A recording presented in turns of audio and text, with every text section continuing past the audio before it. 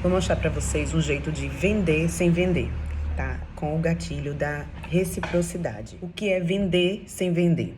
É você fazer com que o desejo de comprar do cliente esteja presente mesmo antes de você oferecer algum produto para ele. Porque a gente sabe que muita gente não conhece todos os nossos produtos e também não sabe nem que precisa deles. Mas antes de começar, eu quero perguntar a vocês se você sabe o que é gatilho mental.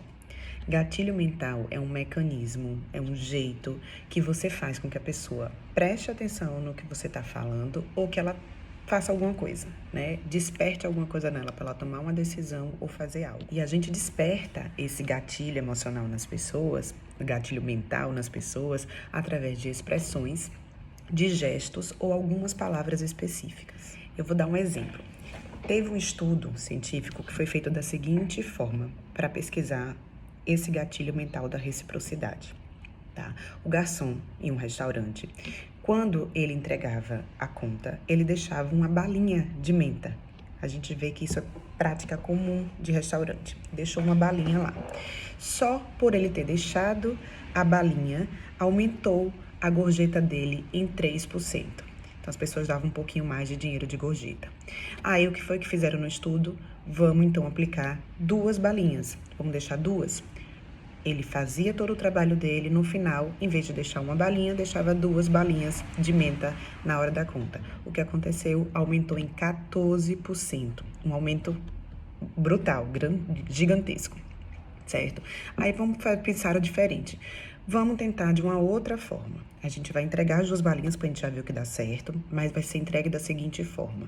Quando o cliente pedir a conta, a gente deixa uma balinha. Depois vai sair, eles saíam como se estivessem indo embora e voltava, né, logo depois e deixava outra bala, dizendo, essa bala é especial para você. E saía. Eram as mesmas 2 balas, mas isso aumentou em 23%. Aumentou quase o dobro do que só deixando as 2 balinhas lá. A gente pode concluir 3 coisas desse estudo. Primeiro, se você entregar algo para cliente, né, aumenta esse gatilho da reciprocidade, ela acaba comprando mais ou doando mais, né? Segundo, se você aumentar a expectativa dela, um valor que aumente, que passe da expectativa, ela esperava ganhar uma bala, começou a ganhar 2, por exemplo, no caso do estudo. Mas a gente pode ver como aplicar isso no nosso serviço. Isso aumenta ainda mais. E se você entregar algo personalizado, né, que ela se sinta especial, que foi feito só para ela, isso aumenta ainda mais. É esse ponto que a gente precisa chegar. E o que é gerar valor? Como é que a gente gera valor? Existe uma fórmula que diz que felicidade é igual à realidade menos a expectativa. Por exemplo, se eu perguntar quem é que tem mais valor na vida de alguém, né? A maioria das pessoas acredita que vão responder que são os pais. Mas a gente sabe que os filhos muitas vezes não dão tanto valor aos pais, né? Eles não mostram tanto valor, eles obedecem, eles maltratam, falam mal dos pais e tudo mais. E por que que isso acontece? Já que eles são que, além de ter dado a vida, são as pessoas que mais se dedicam, né, pra gente, pra nossa própria vida, nossos pais. Porque pra gente, pros filhos, eu tô falando como filha, a gente não vê o valor disso, porque a gente encara muitas vezes como obrigação, como se o amor de pais fosse uma obrigação, né? Então isso não gera a reciprocidade. E aí é que entra a grande sacada para o negócio, né? Do mesmo jeito que os filhos não veem, acham que é uma obrigação dos pais, os clientes também acham que é uma obrigação da clínica, tá? De tratar bem, de oferecer o melhor tratamento, de começar o tratamento na hora certa, isso tudo eles encaram como obrigação, então eles não dão valor. Vou contar uma história que aconteceu comigo e que marcou. Quando uma vez eu estava com o Yuri era bem novinho no supermercado, e o atendimento tinha sido excelente até então, tá? Foi até um supermercado em São Paulo na época. A gente fez as compras, estava tudo bem, né? Tudo acontecendo normal, estava no caixa já para pagar. Quando o Yuri começou a ter, né, birra, chorar muito, a ficar impaciente, e aquilo já começou a me angustiar. E uma atendente do lado, sem ser a obrigação dela, certo? Ela foi em um determinado local do supermercado, trouxe um balão, uma bexiga, né, de assopro, uma bola de assopro, pra ele. E na mesma hora ele pegou aquilo e ficou feliz, parou de chorar.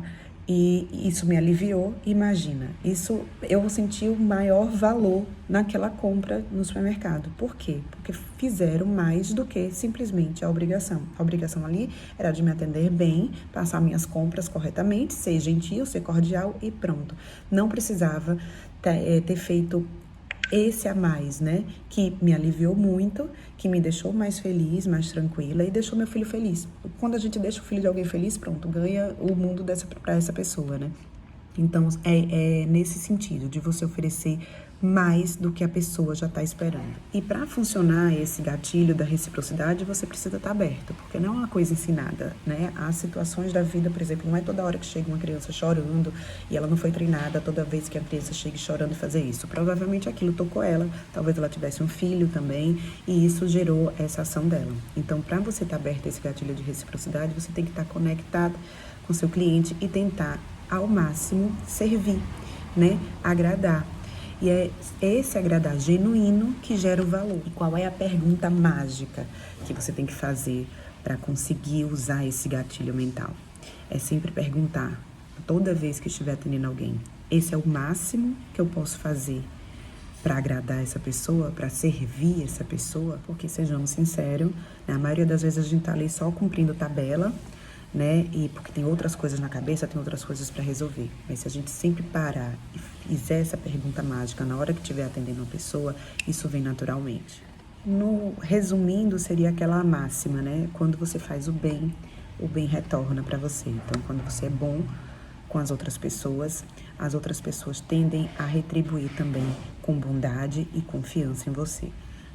Mais uma coisa para a gente ficar atento. Quem recebe o valor tende a esquecer mais rápido, certo? E quem faz a ação, né, se não for genuína, se não for de coração, fica esperando essa troca. E aí você acaba se frustrando, porque a pessoa pode esquecer. Então, o segredo é fazer, certo? Genuinamente, seja puro, seja de intenção pura, e não esperar algo em troca. Mas de tanto você fazer, pode ficar certo que vai acontecer, né, a troca. Só que se você ficar esperando muito, especificamente de tal pessoa, de uma pessoa específica, pode ser que não aconteça e você acaba se frustrando, aí começa a dizer, isso não funciona e para. Então, na verdade, você tem que sempre estar fazendo de forma genuína e pode ter certeza que acontece. Pode ser até que esse retorno demore 6 meses, demore 1 ano, a cliente venha, não faça nada, e depois você de novo faz um favor genuíno e ela venha, não faça nada.